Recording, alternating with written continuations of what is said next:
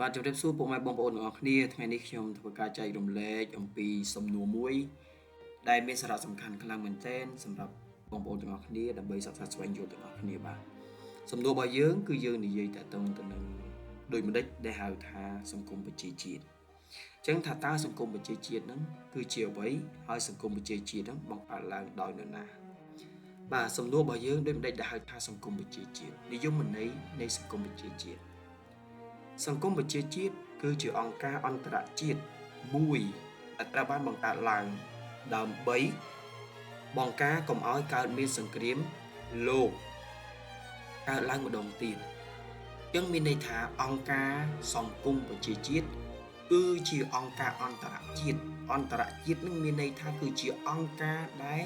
បង្កើតឡើងដើម្បីពិភពលោកអន្តរជាតិហើយការបង្កើតអង្គការនឹងឡើងគឺគេបង្កើតឡើងដើម្បីបង្ការកុំឲ្យមានសង្គ្រាមលោកកើតឡើងសារជាថ្មីម្ដងទៀតអញ្ចឹងមានន័យថាសង្គ្រាមគឺកើតឡើងហើយអញ្ចឹងសង្គមប្រជាជាតិគឺជាអង្គការមួយដែលបង្កើតឡើងក្រោយសង្គ្រាមលោកលើកទី1បាទអញ្ចឹងមានន័យថាសង្គ្រាមលោកលើកទី1បានកើតឡើងជាហេតុដែលនាំឲ្យ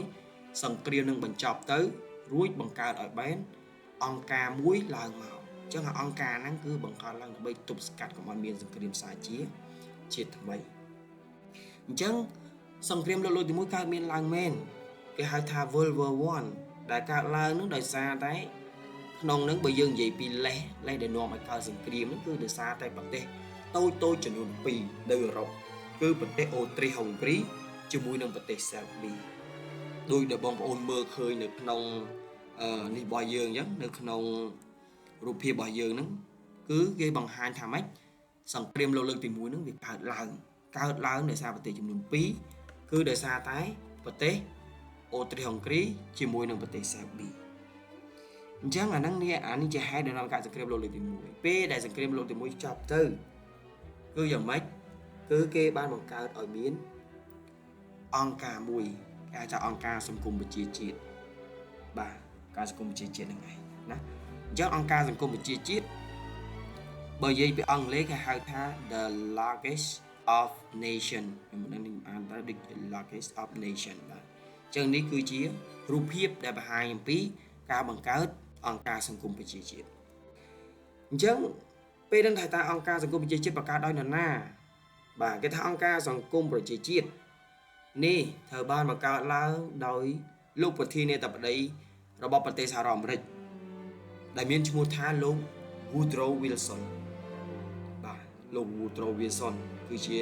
ប្រធានាធិបតីនៃប្រទេសសហរដ្ឋអាមេរិកហើយជាប្រធានាធិបតីទី28បាទអញ្ចឹងថាតើលោក Woodrow Wilson គឺជានរណាយើងមើលរូបភាពទាំងអស់គ្នាបាទនេះគឺជារូបភាពរបស់លោក Woodrow Wilson ដែលលោកគឺជាប្រធានាធិបតីទី28ហើយគាត់បានគេហៅថាកាន់តំណែងជាប្រធានាធិបតីនៅថ្ងៃទីមាននៅឆ្នាំ1913ដល់1921បាទអាណត្តិការកាន់កាប់តំណែងរបស់គាត់បាទនេះគឺជារូបភាពរបស់គាត់អញ្ចឹងយើងមើលទៅបាទ